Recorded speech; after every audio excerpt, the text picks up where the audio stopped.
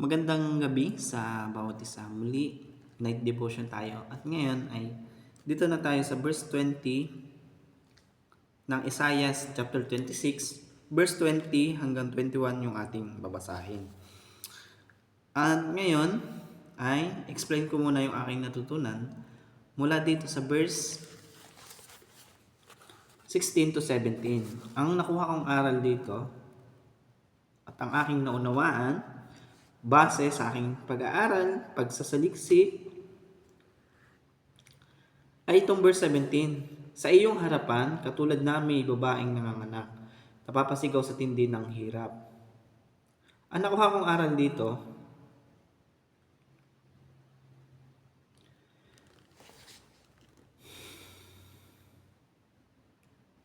na kung minsan nakakaramdam tayo ng sakit, paano ko ba ma-explain? Yung sakit na yun, sana yun yung maging pundasyon para tayo ay lumago sa Panginoon. At kahit na tayo masaktan, makaramdam ng sakit, nawa tayo ay magpatuloy sa Panginoon. Yun yung nakukuha kong aral dito sa verse 17. Na kahit na gaano kahirap, yung ating nararanasan, yung sakit, nawa, ituon natin yung ating paningin sa ating Panginoon. At nawa, patuloy po tayo magtiwala sa Panginoon.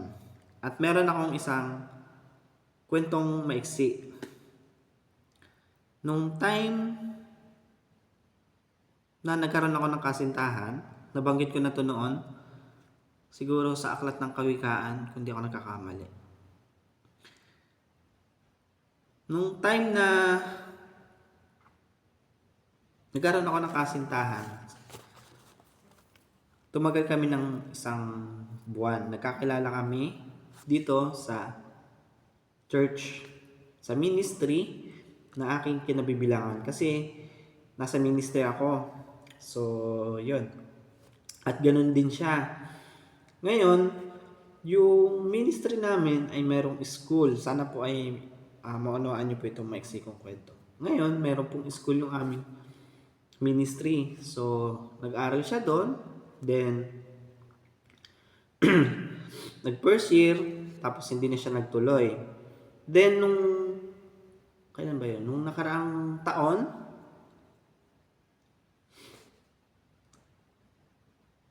nung nakaraang taon, June 17 ata yun, or basta June. June, graduation ng aming school. So, yun. Nagkakilala kami doon. Actually, matagal na kami magkakilala. So, yun. Nagkakaroon kami ng conversation, pero hindi naman ganun lagi. Hindi lagi-lagi, hindi kami lagi nag-uusap. Pero nung time na nagkaroon ng talagang interaction kung tawagin, or ano man tawag doon, attraction sa isa't isa, mula nung graduation na yun, nung school namin ng ministry, lagi na kami nag-uusap. So yun, naging close kami, then naging kami. Tapos marami kami naging plano, yung alam niyo yun, yung bilang kasintahan, yun, gusto ko ng ganito, gusto ko ng ganyan. At yun, dumating sa point na nagkaroon kami ng isang pagkakamali. Masyado akong naging, tawag doon, mapag-ingat sa kanya. Lagi akong, alam mo yun, yung laging OA na, kumbaga. Yun, parang naging OA ako sa kanya. At yun, ang pagkakamali naman niya ay hindi niya ako masyado napaalalahanan. Pero ganun pa man, napatawad na namin ang isa't isa. Pero hindi ko pa rin tanggap yung aming nangyari sa aming paghihiwalay. At nung time na yun, lagi akong umiiyak, lagi akong alam niyo yun, lagi akong malungkot. Then, yun, sobrang sakit. Pero yung sakit na yun, yung aking naramdaman na sakit, yun yung kumbaga nag-trigger sa akin na magpursige na magpakalago sa Panginoon. At nabanggit ko nung nakaraang buwan or nakaraang ilang buwan na nabanggit niya sa akin na na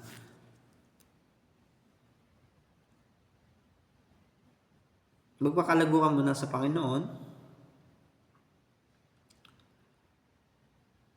nang may tunay na pag-ibig sa Panginoon at sa tao. Yun nga, may respeto at may paggalang. Ay, iisa lang pala yun. Respeto at pagpapahalaga. Yun. So, yun nga. Yun. Yung sakit na aking naramdaman, yun yung naging trigger sa akin na mas magpursige.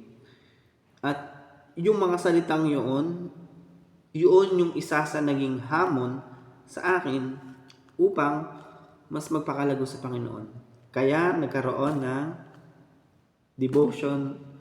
night devotion. Ako na naisip. So, yun nga. Pasensya na kayo, medyo magulo yung aking explanation. Yun nga. Kaya, yun, nagkaroon ng night devotion. At, yun. Sinubukan ko lang, then, yun. Sinubukan kong, alam niyo yun, yung sa kabila ng sakit na aking nararamdaman, sinikap ko magpakatatag. At salamat sa Panginoon, dahil sinamahan niya ako, at patuloy siyang kumikilos sa aking buhay. Sabi nga sa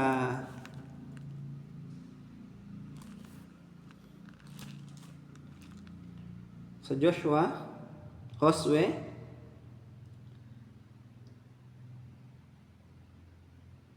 ito yung binasa ko nung time na hindi na kami masyado nag-uusap. At yung time na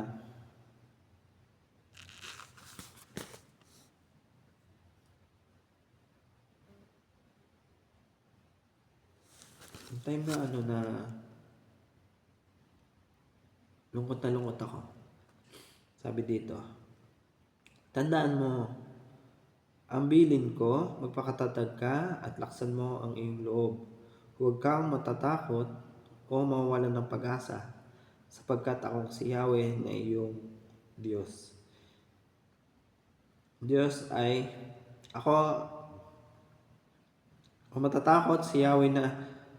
Huwag kang matatakot, si Yahweh na iyong Diyos ay kasama mo saan ka man magpunta. So, yun.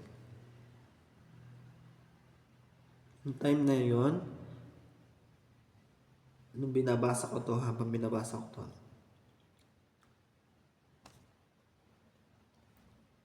tumulo yung luha ko nung time na yun. Na, alam niyo yan, yung sa kabila ng sakit na aking nararamdaman, sa kabila ng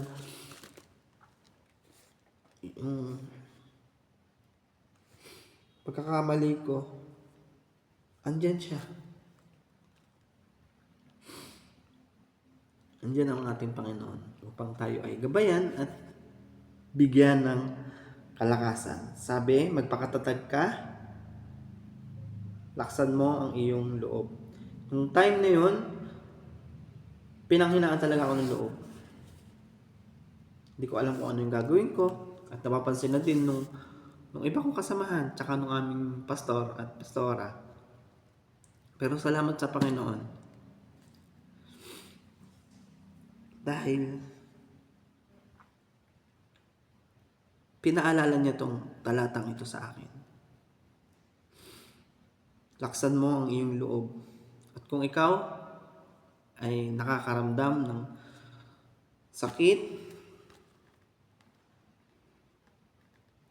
or ano man yung iyong nararamdaman, may sakit ka man o wala, sa physical man o sa mentally, magpakatatag ka lang. Kasama natin ang ating Panginoon. Huwag kang mawawalan ng pag-asa. Kaya yun, isang bagay na aking paalala sa inyo, na tayo magpakatatag at huwag tayong mawalan ng pag-asa. At yun, hanggang dito na lamang. Ay, meron pa pala. Sorry, nalimutan ko. Verse 20 hanggang 21 nga pala yung ating babasahin na. So, yun. Hanggang dito na lang muna yung ating explanation. At dito na tayo sa verse 20 hanggang 21 ng Isaiah chapter 26. At bukas ko na lang din po siya i-explain.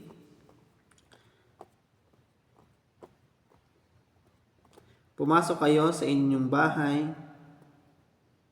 bayan kong hinirang, isara ninyo ang mga pinto. Magtago kayo hanggang humupa ang galit ni Yahweh, sapagkat darating si Yahweh mula sa kalangitan upang parusahan ang mga tao sa daigdig dahil sa kanilang mga kasalanan. Sa sandaling ito'y mahayag ang mga lihim na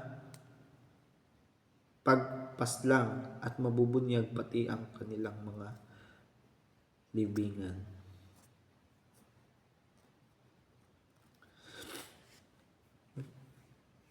Hindi ka na akong maiyak kanina, pero salamat sa Panginoon dahil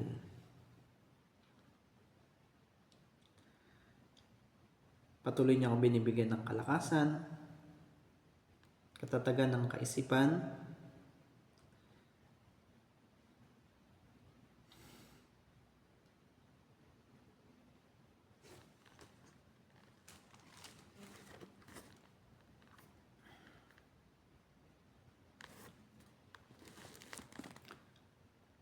at yun, hanggang dito na lamang. Muli, kita-kits tayo sa ating night devotion bukas ng gabi. God bless sa inyo pong lahat. Bye-bye po.